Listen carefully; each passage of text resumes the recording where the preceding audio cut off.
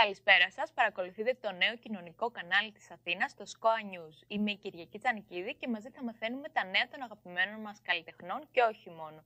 Σήμερα εδώ κοντά μας είναι ο ηθοποιός Σύφης Ματαδάκης, ένας εκ των στυλοβατών του χώρου όπου βρισκόμαστε. Καλησπέρα, Σύφη μου. Καλησπέρα. Ευχαριστούμε πάρα πολύ που μας έκανες την τιμή και είσαι σήμερα εδώ κοντά μας. Εγώ σας ευχαριστώ. Πώς είσαι? Μια χαρά. Ξεκινώντας τη συνέντευξη, θα ήθελα να σε ρωτήσω για την ίδρυση του θεάτρου που βρισκόμαστε. Πώς ξεκίνησε η υλοποίηση ενός τέτοιου εγχειρήματος? Η θεατρική σκηνή εκτός σχεδίου ιδρύθηκε πριν από 13 χρόνια από μια ομάδα 5 ανθρώπων. Και βέβαια κάποιοι συνεχίζουν μέχρι σήμερα, όπως είναι και ο Αλέξανδρος ο Γεροκομής, εγώ. Συνεχίζουμε βέβαια στην πορεία, κάποια παιδιά δεν μπορούσαν να συμμετέχουν για διάφορους λόγους. Μπήκανε νεότερα παιδιά. Εναλλάσσεται ο κόσμος που συμμετέχει στην ομάδα και προχωράμε. Και η ζωή προχωράει. Ωραία. Ολοκληρώσατε τις παραστάσεις του έργου Μικρές Ανθρώπινες Ιστορίες. Σκοπεύετε να κάνετε κάποια καλοκαιρινή περιοδία? Πάντα κάνουμε κάποιες καλοκαιρινές παραστάσεις, μην το ονομάσουμε και περιοδία, γιατί είναι λίγο, ακούγεται λίγο βαρύ. Παρ' όλα αυτά ήδη έχουμε κλείσει 2 παραστάσεις και σίγουρα θα προκύψουν και κάποιες άλλες μέχρι και τον Ιούλιο και ίσως και τον Σεπτέμβρη μετά κάποιες παραστάσεις. Περιοδία με την έννοια ότι ξεκινάμε, φορτώνουμε τα πράγματα και ξεκινάμε όλοι μαζί και παίρνουμε σβάρματα της πόλης και τα χωριά. Όχι, δεν είναι και στις δυνατότητές μας από άποψη χρόνου, οικονομικών κλπ. Το πού θα γίνουν οι παραστάσεις, το έχετε κανονίσει? Όχι, 2 παραστάσεις έχουν κλείσει ήδη. Οι υπόλοιπες ακόμα δεν έχουν κλειστεί. Τι πραγματεύεται το έργο? Αυτό που λέει και ο τίτλος. Μικρές ανθρώπινες ιστορίες. Οι οποίες όμως αυτές οι μικρές ανθρώπινες ιστορίες αφορούν όχι μόνο τους ήρωες του έργου ή τους συγγραφείς που είχαν την έπνευση να καταγράψουν αυτούς τους ήρωες και τη ζωή τους, κάποιες στιγμές από τη ζωή τους, αλλά κατά τη γνώμη μου πιστεύω ότι αφορούν τη μεγάλη πλειοψηφία των απλών λαϊκών ανθρώπων. Τέτοιες απλές ανθρώπινες στιγμές θίγουν αυτά τα μονόπρακτα, γιατί για μονόπρακτα πρόκειται, αυτοτελείς μικρές ιστορίες δηλαδή. Και είναι τα 5 είναι του Άντων Τσέχοφ και το 1, το τελευταίο, είναι του Αζίζ Νεσίν. Και ποιο είναι το μήνυμα που θέλει να μεταδώσει στο κοινό? Το μήνυμα που θέλει να μεταδώσει στο κοινό είναι ξεχωριστό για κάθε ένα από τα μονόπρακτα αυτά. Και βεβαίως εξαρτάται και από το θεατή τι θέλει να αντιληφθεί, τι θέλει να εισπράξει. Αναφέρεται σε απλές ανθρώπινες δραστηριότητες ανθρώπων καθημερινών. Με την τραγική τους και παράλληλα την κωμική τους πλευρά. Αυτό είναι ουσιαστικά. Δεν είναι κάποιο υπερφύαλο μήνυμα που θέλει να μεταδώσει έτσι, κάτι βαθιστόχαστο. Δεν επηρεάζει δηλαδή ιδεολογικά το κοινό? Όλα τα έργα έχουν μηνύματα, πάντα εξαρτάται και από τους ίδιους τους θεατές τι θέλουν να αντιληφθούν και τι θέλουν να εισπράξουν. Σίγουρα υπάρχουν, δηλαδή όταν βλέπεις ότι ο επιχειρηματίας αξιοποιεί τη φιλοδοξία ενός εργαζόμενου και με στόχο να ξυλώσει, να απολύσει όλους τους υπόλοιπους εργαζόμενους, να δώσει ελάχιστα χρήματα στον έναν για να κάνει τις δουλειές όλων των άλλων, σίγουρα θα πρέπει να σκεφτούμε τι συμβαίνει και σήμερα. Αυτό το φαινόμενο σήμερα είναι ακόμα πιο εμφανές, ακόμα πιο διωγγωμένο. Σίγουρα υπάρχουν μηνύματα σε όλα τα... και ακόμα και στα πιο απλά έργα, στα πιο απλά κείμενα υπάρχουν μηνύματα. Δεν μπορεί να είναι ανεξάρτητο από το τι γίνεται στην κοινωνία κανένα έργο. Ναι, σαφώς. Ποιος είναι ο ρόλος που εσύ ενσαρκώνεις? Πολύ. Ενσαρκώνω τον συγγραφέα. Ενσαρκώνω ένα παπά ο οποίος έχει υποφέρει από πονόδοντο. Τον επιχειρηματία. Έναν Αρμένη ο οποίος με τη σύζυγό του φιλοξενούν κάποιο ταγματάρχη οποίος δεν βάζει γλώσσα μέσα του και δεν αποφασίζει ποτέ να φύγει από το σπίτι. Και αυτό είναι κάτι το οποίο το βιώνουν τακτικά αρκετοί άνθρωποι και σήμερα. Έτσι, αυτές οι λεγόμενες αρμένικες βίζιτες, οι ατελείωτες επισκέψεις που εξαντλούνται σε κουβέντες χωρίς νόημα, χωρίς ουσία κλπ. Αυτά νομίζω. Ένα καλό αποτέλεσμα προϋποθέτει μια καλή συνεργασία και χημεία μεταξύ των ηθοποιών και των συντελεστών. Ναι. Εσύ θεωρείς... Και οι ηθοποιοί συντελεστές είναι κατά κάποιο τρόπο. Με ποιο τρόπο?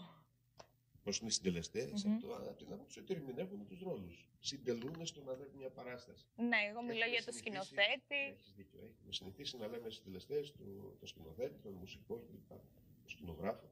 Έχεις δίκιο. Όμως και οι ηθοποιοί είναι και μάλιστα σημαντικοί συντελεστές μιας παράστασης. Ίσως σημαντικότεροι. Εσείς σαν ομάδα θεωρείς ότι έχετε αυτά τα δυο συστατικά για να αναδείξετε το έργο? Τα κερδίζουμε. Εγώ δεν θα πω ότι οποιαδήποτε δραστηριότητα συλλογική είναι πάντα χωρίς προβλήματα. Δεν γίνεται αυτό έτσι. Εδώ και με τον εαυτό μας καμιά φορά τσακωνόμαστε. Πόσο μάλλον όταν έχεις να κάνεις, όταν έχεις μια ομάδα με 5, 10, 15 ανθρώπους, ο καθένας έχει την προέλευσή του, τις αντιλήψεις του, την ηλικία του, την νοοτροπία του. Πάντα υπάρχουν προβλήματα. Όμως νομίζω ότι το στοίχημα κερδίζεται εάν όλοι αυτοί οι άνθρωποι που συντελούν στο να ανέβει μια παράσταση βάλουν σαν προτεραιότητα το καλό της κοινής προσπάθειας που γίνεται. Σε αυτή την περίπτωση παραμερίζονται και εγωισμοί και παραξενιές και όλα αυτά τα πράγματα. Σίγουρα υπάρχουν και διαφωνίες. Βέβαια, μα είναι λογικό. Σήμερα αντιλαμβανόμαστε οι ίδιοι. Εγώ μπορεί να σκέφτομαι για κάποιο ζήτημα και να το βλέπω έτσι. Αύριο, με καινούργιες εμπειρίες κλπ. Μπορεί κάπως να έχω αλλάξει άποψη. Πόσο μάλλον όταν έχεις να κάνεις με 10 ανθρώπους διαφορετικούς, με άλλη εκπαίδευση, άλλη ηλικία, όλα αυτά μετράνε.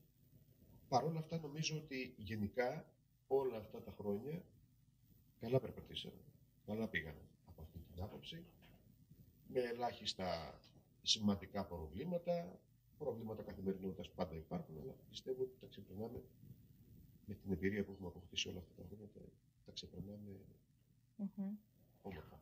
Όντας τόσα χρόνια στο θέατρο εκτός σχεδίου, έχεις τελέσει και το ρόλο του σκηνοθέτη, σωστά? Ναι. Αυτό έχει επηρεάσει καθόλου την υποκριτική σου νοοτροπία?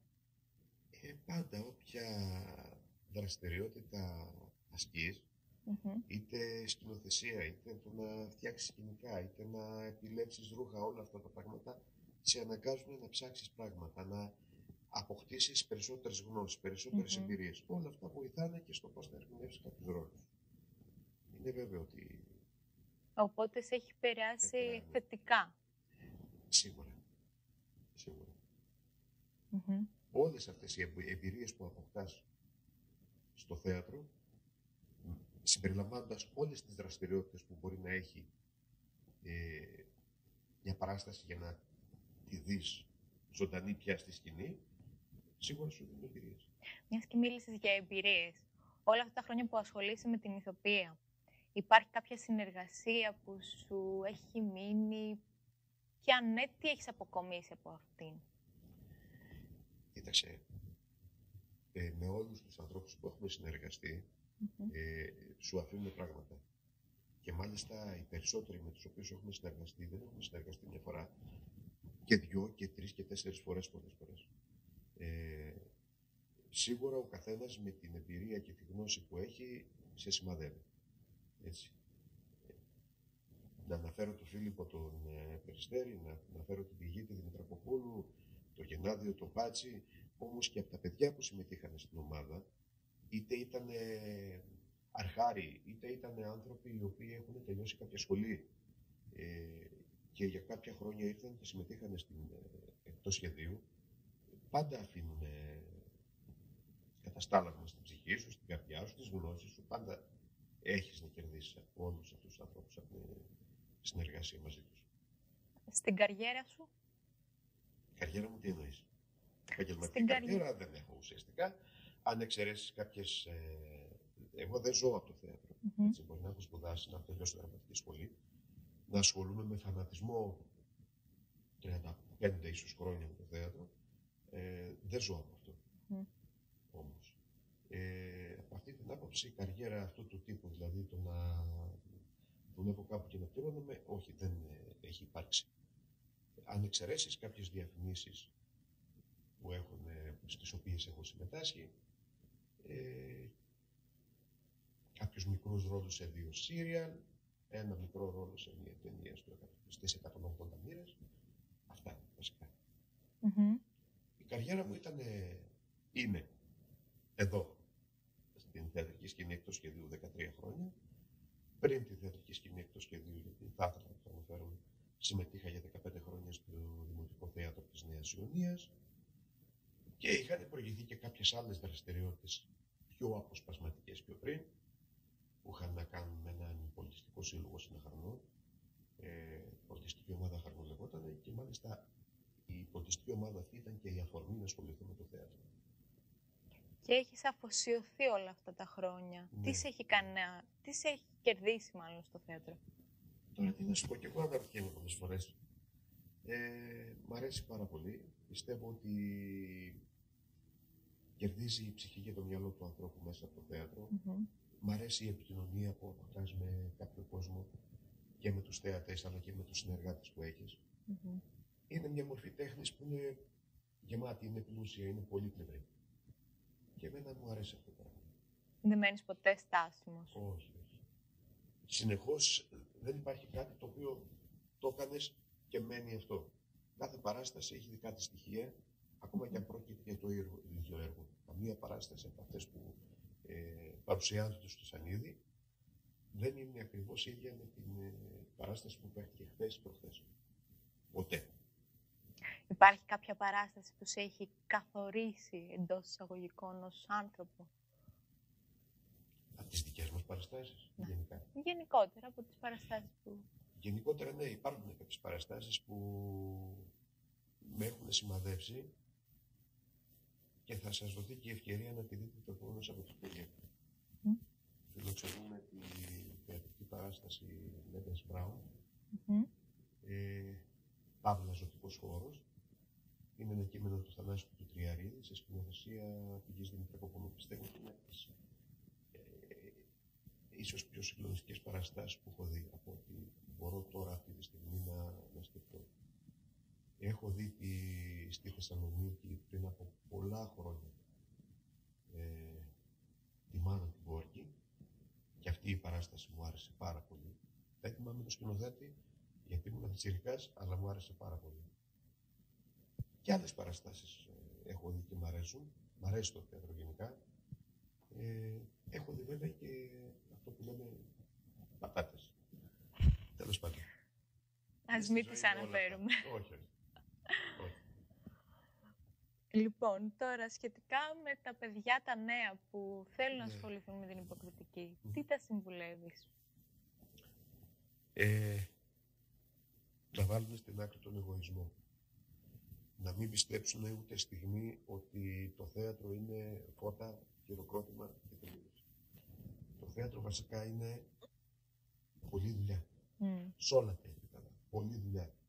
Για να γνωρίσεις πράγματα, και εγκυκλοπαιδικές γνώσεις χρειάζονται, γνώσεις κοινωνιολογίας, ιστορίας, ενδυματολογίας, όλα αυτά είναι απαραίτητα. Αλλιώς δεν υπάρχει περίπτωση να γίνει κάποιος καλός ηθοποιός ή καλός σκηνοθέτης ή καλός συντελεστής οποιασδήποτε άλλης παράπλευρης δραστηριότητας που έχει να κάνει με το θέατρο.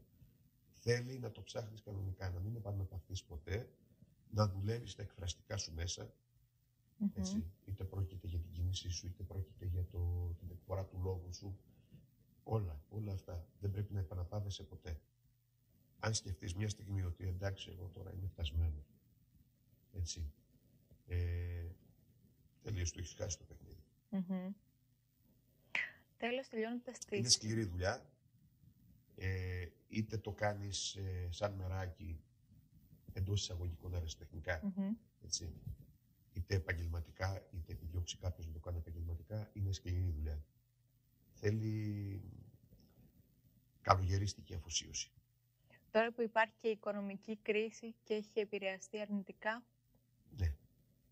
Σε σχέση με το θέατρο τώρα. Σε σχέση με τα παιδιά, αυτά που έχουν το όνειρο της υποκριτικής. Καταρχήν να πούμε ότι όσοι ενδιαφέρονται να πάνε σε δραματική σχολή θα πρέπει να πληρώσουν.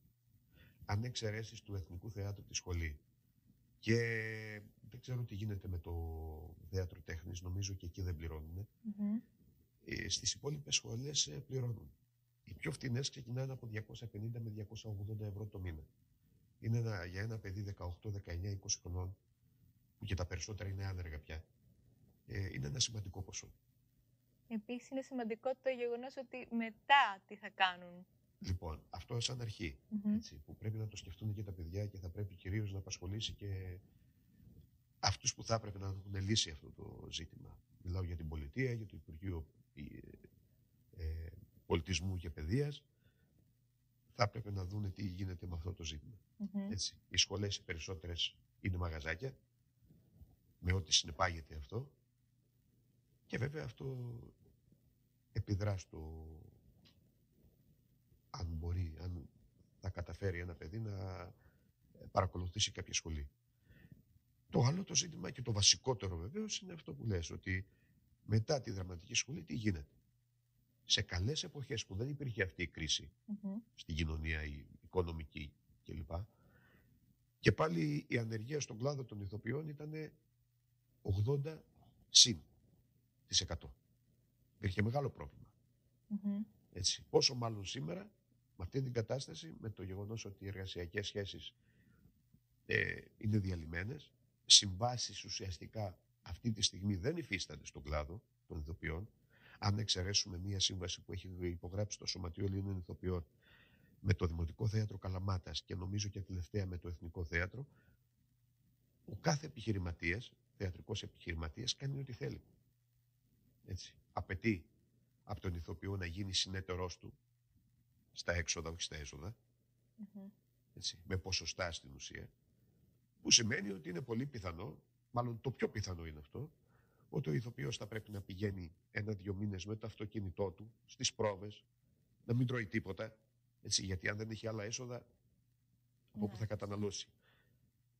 Και βέβαια θα έρθει και η περίοδος των παραστάσεων και είναι πολύ πιθανό, ανάλογα με το αν θα γίνουν εισιτήρια ή όχι, αν θα πάει καλά ή όχι μια παράσταση, να μην βγάλει τίποτα για την τσέπη του. Αυτή είναι η κατάσταση. Και αυτά βέβαια πρέπει να τα σκεφτούν τα παιδιά, να το κυνηγήσουν το όνειρό τους με όποιο τρόπο και με όποια μέθοδο μπορούν, αλλά δεν θέλουν να έχουν αυταπάτες. Ναι. Αυτό χρειάζεται. Υπάρχουν τρόποι να, αν αγαπάς το θέατρο, υπάρχουν τρόποι να το εξασκήσεις, ίσως με άλλους τρόπους. Έτσι, και αεραστεχνικά και από κάποιες ομάδες που λειτουργούν συλλογικά, συνεργατικά μεταξύ τους. Υπάρχουν τρόποι. Αν περιμένουν όμως να λύσουν το βιοποριστικό τους πρόβλημα από το θέατρο, εγώ το θεωρώ με τις σημερινές συνθήκες μάλλον απίθανο. Έτσι. Λογικό, ναι. Τέλος, κλείνοντας τη συνέντευξη, θα ήθελα να δώσω μια ευχή στο κοινό που μας παρακολουθεί. Να είναι καλά, να αντέχουν και να αγωνίζονται για όλα. Να μην το βάλουμε κάτω. Ευχαριστούμε πάρα πολύ που μας έκανες την τιμή και ήσουν σήμερα εδώ κοντά μας. Ευχαριστώ πολύ και εσάς που ήσασταν εδώ μαζί μας. Καλή συνέχεια.